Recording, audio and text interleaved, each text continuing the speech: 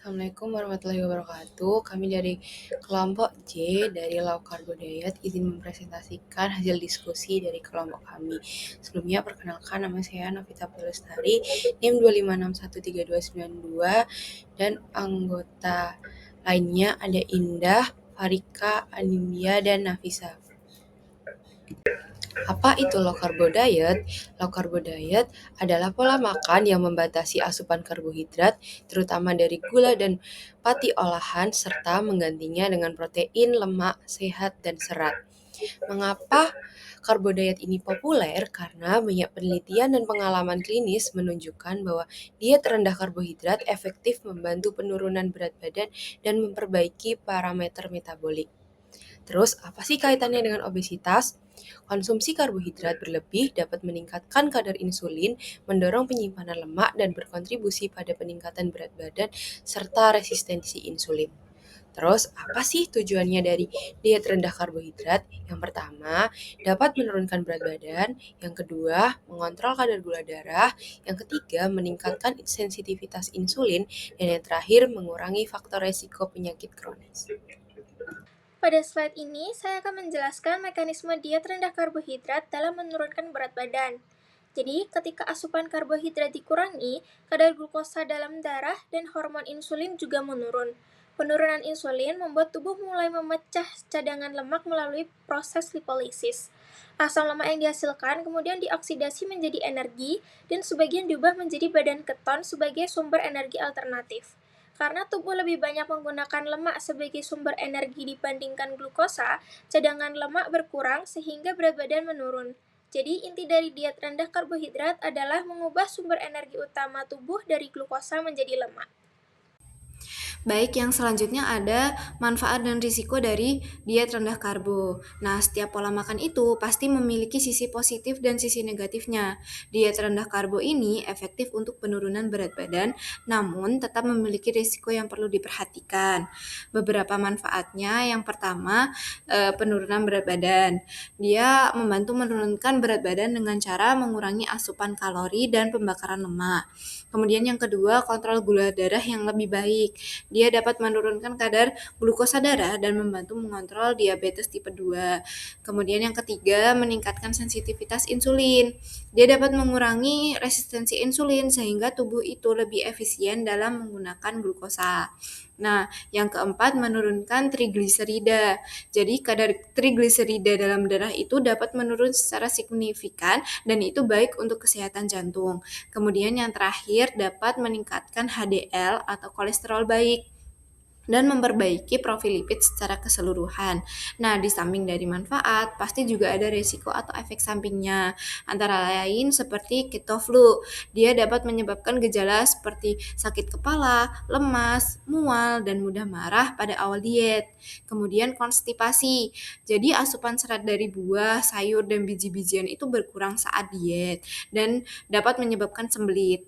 Yang ketiga, resiko defisiensi nutrisi. Jadi pembatasan kelompok makanan tertentu itu dapat menyebabkan kekurangan vitamin, mineral, dan antioksidan. Kemudian yang keempat, bau mulut atau halitosis. Nah, ketosis itu dapat menghasilkan aseton yang dapat menyebabkan bau mulut. Dan yang terakhir, tidak dianjurkan untuk kondisi tertentu. Misalkan dia tidak cocok untuk ibu hamil, kemudian ibu menyusui, anak-anak, orang dengan gangguan ginjal atau liver, dan gangguan metabolik tertentu. Intinya, diet rendah karbo itu bisa memberikan banyak manfaat bagi kesehatan, namun perlu dilakukan dengan tepat dan seimbang agar terhindar dari risiko efek samping. Nah, yang perlu diingat, kita itu tetap perlu mengkonsultasikan dengan tenaga kesehatan terlebih dahulu sebelum memulai pola makan rendah karbohidrat. Oke, baik. Selanjutnya ada pesan penting low carbo diet. Low carbo diet bisa menjadi strategi efektif untuk menurunkan berat badan dan meningkatkan kesehatan metabolik. Namun, keberhasilannya bergantung pada penerapan yang tepat, konsisten, dan seimbang. Ingat 5 hal ini. Yang pertama, pilih makanan berkualitas. Fokus pada makanan utuh, bergizi, dan rendah karbohidrat.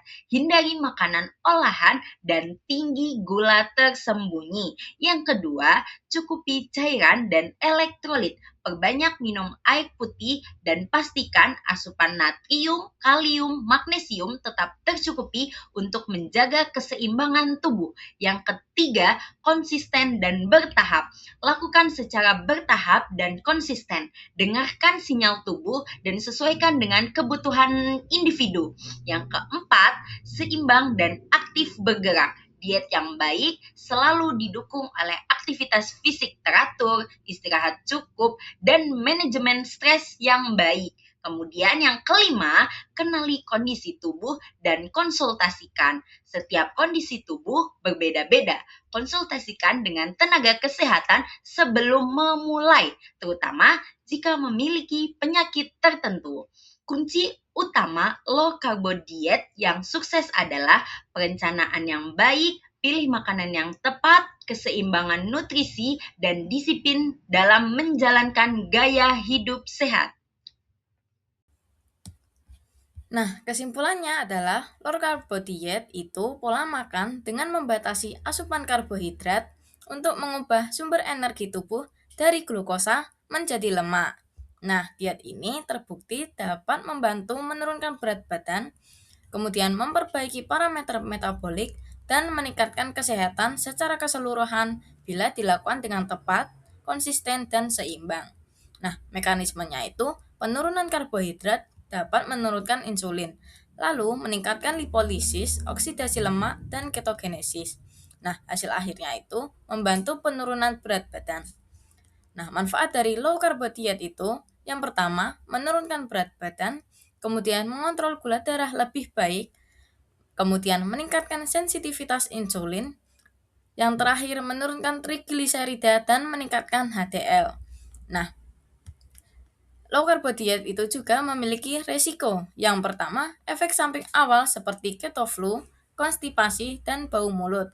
Nah, risiko yang kedua itu defisiensi nutrisi bila tidak direncanakan dengan baik. Nah, hal ini juga tidak dianjurkan untuk kondisi medis tertentu. Kemudian, kunci keberhasilannya itu yang pertama, pilih makanan berkualitas, kemudian mencukupi cairan dan elektrolit, dan lakukan low carbo diet secara konsisten dan bertahap, seimbang dan selalu aktif bergerak.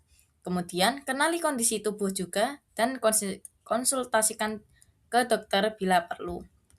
Nah, tujuan utamanya itu untuk mencapai tubuh yang lebih sehat, bertenaga, dan kualitas hidup yang lebih baik dalam jangka panjang. Terima kasih. Wassalamualaikum warahmatullahi wabarakatuh.